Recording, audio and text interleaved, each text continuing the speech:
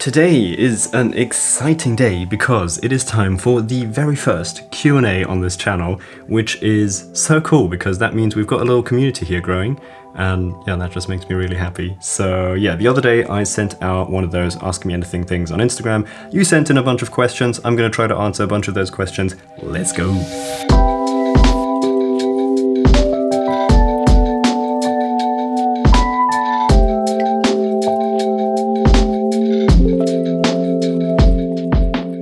So the first question I want to answer is the one I got the most, and that is, how did I start photography? When did I start photography? How did all this start here?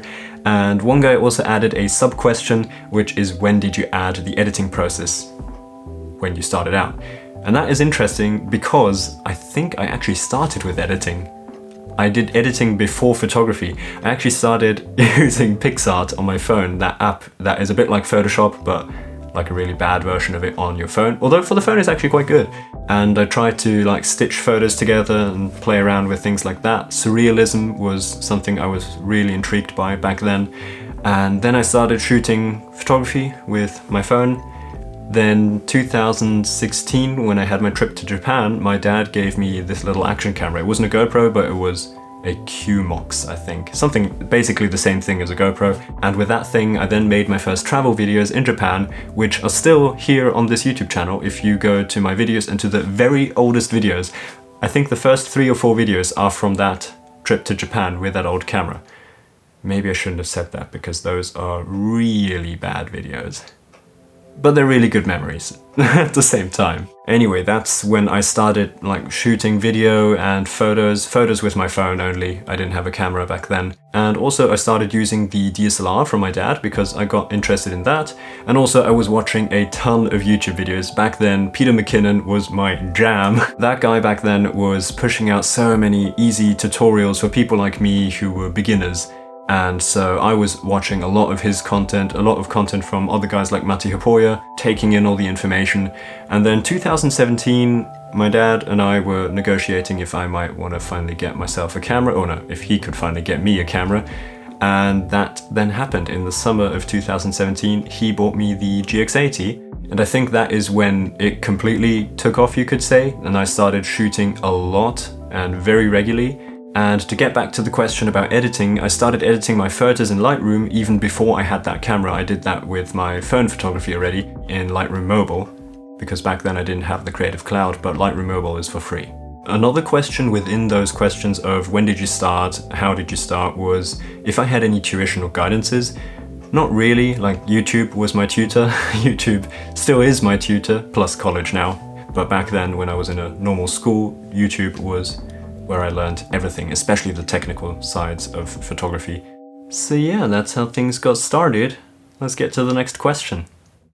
Have you ever considered shooting film? This is also a question that was actually asked multiple times, and yes, 100%, I am very interested in starting to get into film photography. I've recently been looking into it a lot, recently meaning the last few months already. I've been watching various videos and tutorials, and I found one channel, by the way. I highly recommend the channel from Willem Verbeek.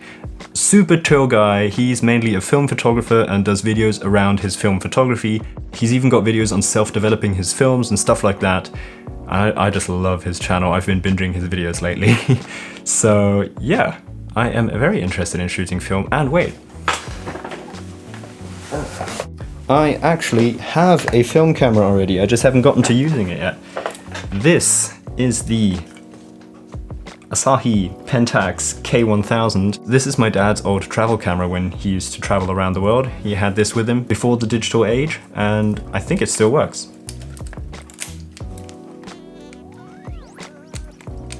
Oh, uh-oh. Okay, it's working. If I buy some film and put it in here, I should be able to shoot my first photos with film. And of course, I'm planning to do a behind the scenes video on that. So you can look forward to that in case you're interested. I hope you are. I'm trying to get into it, just I haven't really gotten to it yet. But yeah, sometime in the not so near future, maybe not in the next few weeks, but in the next few months, maybe I'll be finally, hopefully, trying out film photography. So next question. How to balance school and finding time for photography, video editing, etc. I think the most important thing is that you set your priorities. Like, know if school is your top priority or if photography is your top priority, because according to that, you can then make time for one or the other when it gets a little close, you know? So for me, for example, this YouTube channel here, which includes going out to shoot if I'm gonna film that has top priority. And then school, in my case college, comes secondary. So if college has assignments, but I really need to get this video done to get it out by Sunday, then that project from school might suffer a little, but usually I try to get everything done. But all in all, I think the important thing is that you just know your priorities and what is important to you. Of course, that might take a while to actually realize what you really want to prioritize. But yeah, I would say reflect on what you feel like is the right thing for you and set your priorities, and according to your priorities, you can then make time for one or the other if you can't make time for both. Why did you decide to become a film student? The reason for studying film is simply because it's what I like to do. It's my passion. I mean, film and photography go in one for me. So some days I like to do photography, some days I feel more like doing film or a video. And but those are like one thing for me. I would never say I like photography more or I like film more. It's always the balance between two for me. And my film studies also include photography, therefore I thought it's a perfect fit. What do you draw creativity more from? Your surroundings, past, or imagination? This is an interesting one. I wouldn't say my surroundings because, I mean, of course, when I'm out shooting landscapes, I'm of course inspired by my surroundings, I'm shooting my surroundings, but I wouldn't really categorize that photography as my creative photography. I suppose it's hopefully beautiful, but I wouldn't say that my landscape photography is really creative or anything. But photography that I would categorize as creative photography is like my masks project from the other month, or some of the self-portraits I got the other week. And for that, I would also not say it's the surroundings, but also not my imagination. I don't really imagine that many photos. I would probably go for the answer, the past, but that would also include looking at other people's work, because I find other people's work is just super inspiring and it can spark new ideas when you see how people interpret something that has been interpreted oftentimes already, and you then think of another new way to interpret it. Advice for someone just getting started with photography. First answer is going to be very basic. You've probably heard this a ton of times already, and that is just shoot, shoot, shoot, and gain photography experience. But the other thing I would say is watch a ton of YouTube videos. That's what I did back then. That's how I learned most of my stuff on YouTube. As said, I used to watch a lot of Peter McKinnon. He had videos like 5 steps to instantly improve your photography and things like that. Those videos were so helpful, and I'm sure he still has them online, so just go check those out and just suck in all the information and then try to execute it with whatever you have. That's another thing. Don't care about your gear. It doesn't matter in the start. Of course, it's more fun to shoot with an actual camera, but if you don't have a camera, that's no reason to not do photography, because I know you have a phone. You wrote to me on Instagram, so just shoot with your phone. If you could only take one of your cameras, Sony or Panasonic? Sony, because it just covers more than the Panasonic can cover. Even though I love that camera, the Sony is just more capable, so I suppose it's safer to just take that. So, next question. Can you rate my photos? No. Oh well, I mean I can, but I really don't want to.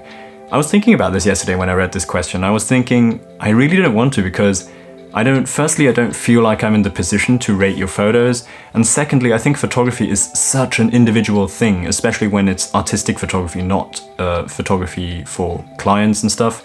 Because if you're shooting photography for some business or so, I could potentially rate your photos saying, this could be cleaner or that. But when it comes to artistic photography, there are no rules. It's all just taste. I shoot a lot of photos which, for photographers who want clean photos, would say that is absolute garbage, but I think it just conveys a mood and looks really cool. So I don't know what your goal is and what you're trying to do with your photographies. That's why I don't really want to rate any photos, because it comes down to taste. It's really hard to rate and generalize a photo and the opinion of a photo, so that's why I don't want to do that. I hope you understand what I'm meaning. What's a thing you do to spark creativity? Does it come naturally or do you search it out? Mainly, I look at other people's work, but there's a way of doing that that can really spark your creativity. And that is if you don't just look on Instagram and scroll through the work of other people and just glance at it for a few seconds or even less. That won't bring you very far. I think sometimes it can, like over the long term, it can influence you and you can like get a lot of impressions, and then when shooting you might think of something, he did that in that way, maybe I could do it in this way. A different method I would recommend if you are actually trying to spark creativity is looking at other people's creative work, but not just looking at it like on Instagram a few seconds, but actually like engaging with it, looking at it for a long time, analyzing it, and maybe watching videos if available. Some people make videos about other photographers. You might get insights in what he might have been thinking or his techniques, and that can spark new creativity. Whereas if you're just scrolling Instagram, that's such a short time frame, your brain can't really produce anything in that short time frame. And also something really helpful is photography books, I think. I personally don't own any photography books yet, but I'm looking to get into it because I think it can be really helpful. But in college we have gone over photography books or looked intensively at other people's work, and I found that that is super helpful. So maybe try that out. In what direction do you want to bring your YouTube channel? One thing I definitely don't want to do with the YouTube channel is go gear focused. I mean, you can see on my channel already that gear is not represented that much. I've not got that many gear videos, mainly because I don't have that much gear. In a few weeks time there's actually going to be a gear video, but I don't want to do too many gear videos in the future. I want to go more in the creative route. I want this channel to be more about creativity, art, and just basically photography. A lot of behind the scenes content. I mean, you've been really liking the behind the scenes videos of photography, at least according to the view count. So I'm planning to do loads more of those. And yeah, it's just stuff like that. Behind the scenes and documentation of trying to be creative. I think that's the route I want to go. So I've got 3 questions here which are similar but all different, but my answer will cover all of these. So the first one is, what drives you? The second one is, what motivates you to keep making videos? Do you have days when you don't want to shoot? And the third one is, what is your goal? So let's start with what drives you and what motivates you to keep making videos, because that both goes in one. And that is, first of all, of course, just my passion for this. I really enjoy making these videos and I absolutely love going out to shoot photos. And then going over to the other question of what is my goal, it's also my goal that drives me. And you know, people often say follow your dreams, but I've often had the question like, what is my dream? I haven't defined my dream properly yet. I only know more or less what I want to do. But recently I have come to quite an exact conclusion of what my dream is and what I want to do. And that includes this YouTube channel. This is basically what I want to do. And so to answer the question what my goal is, it sounds a little weird, but I want to be an artist. I don't know what the right word is, but I want to be a photographer and I want to be a filmmaker making short films. But the thing is that I really want to make my own stuff. I don't want to make stuff for clients and other people. And so I need an audience who actually cares in what I do. And that's where you guys come in, because I want to share my work, but also share value with you. If possible, teach you a few things and just build up this community, because then I can be this mixture of a YouTuber, which I actually don't like at all as a term, but it's a mixture of artist and YouTuber. And that's why I'm really driven to do this, because this is my goal of what I want to do in life. So yeah, that's what drives me. Oh, and concerning the question if there are ever days when I don't want to go out shoot, of course there are. Sunny days. No, just kidding. But yeah, for sure, there definitely are days that I don't want to go shoot, but I can't really think of one at the moment. However passionate you are about something, there is definitely days that you don't want to do something. But most of the time I want to go out shoot, so that's the main thing. You're given 3 photos to show who you are. What photos would these be of? This is hard to just think out of memory, so I'll be looking through my gallery and blend it in when editing. So here are the 3 photos I would show. How does taking photos make you feel? Really good. No, for real. Photography really makes me feel good. Oftentimes it has, I mean, this is going to sound a little exaggerated, but it has this therapeutic effect, meditative effect, whatever you want to call it. When I'm out in nature, alone, shooting photos, It's like doing something that I forget about things that I worry about, and I can just do my thing, and it's really calming actually. So it really makes me feel good and just a little more relaxed probably. Have you ever used a Fujifilm product? If so, which camera and how was your experience? Yes, I have. I've used the Fujifilm X-T100, I think is its name. This thumbnail here from this video back a few months ago was shot with that camera. My girlfriend has that camera. She bought it 1 or 2 years ago, and a few times I've just tried it out, shot 1 or 2 photos with it, and on that particular day I didn't have a thumbnail for that video yet when I was at her place, and I think I didn't have my camera with me or so I had to ask her if I could borrow it, and that's why I shot it. And my experience sadly that day was really bad, but that's not particularly because of Fujifilm and its camera.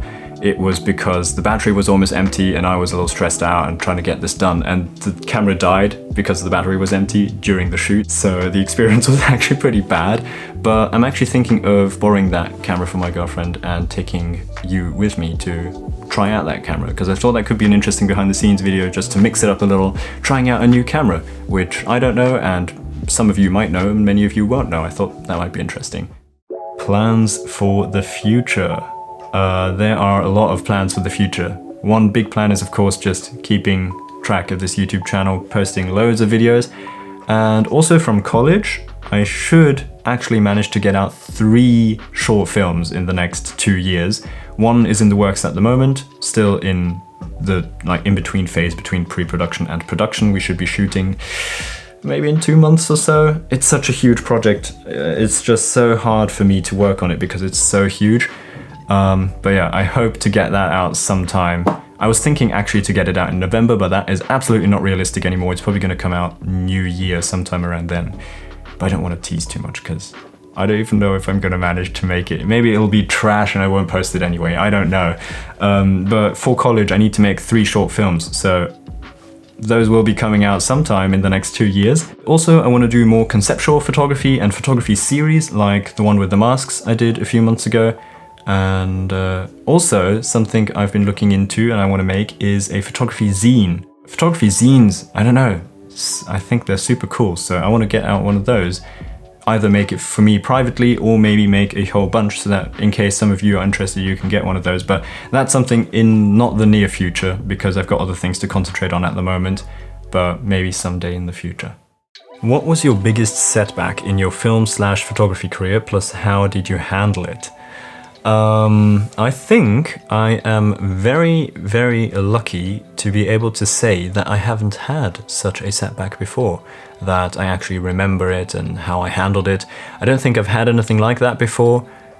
Something comparable would be the ever-going struggle of self-doubt and just like fear if stuff is going to work out, but that is not like one setback at the moment, that's just a constant feeling. No, I can't really exactly think of anything at the moment that I would define as that was my biggest setback. I love your color palette. Can you show us how you edit photos on mobile? First of all, thank you very much. Glad to read that. And secondly, no, not really, because I don't edit on my mobile phone anymore. I used to, but that was a good 2 years ago or so. Nowadays I edit on my laptop in Lightroom Classic, and the thing is, actually, if you edit on Lightroom Mobile, which as far as I know is for free, it's pretty much the same as if you edit your photos in Lightroom Classic. I think there's only about 1 or 2 features that are missing, but it's pretty much identical. So if I make videos on editing in Lightroom on the laptop, you can totally just adopt that onto your phone. It's the same process. Where do you live? You've got some crazy sceneries. Yes, I know. I live here in Austria, and Austria has such amazing nature and landscapes. It truly is crazy, and yeah, I've come to appreciate it a lot the last few years, and I'm not taking it for granted at all. I love this place, and so yeah, I hope to show you more of this country in the future then on this channel. Any advice for aspiring photographers and videographers? Do you know Matti Haapoja? I mean, of course you know him, right? I mean, he's one of the biggest guys, I think, in this YouTube filmmaking and photography niche. This guy has this motto called learn, make, repeat, and I could not agree more with that. That is just so true. Just take that to your heart. Learn something, create something, and repeat that. Look at what you created, find your mistakes, find things that you can improve, make something again, make something new. And if you just keep on creating for a year, you'll see so much improvement.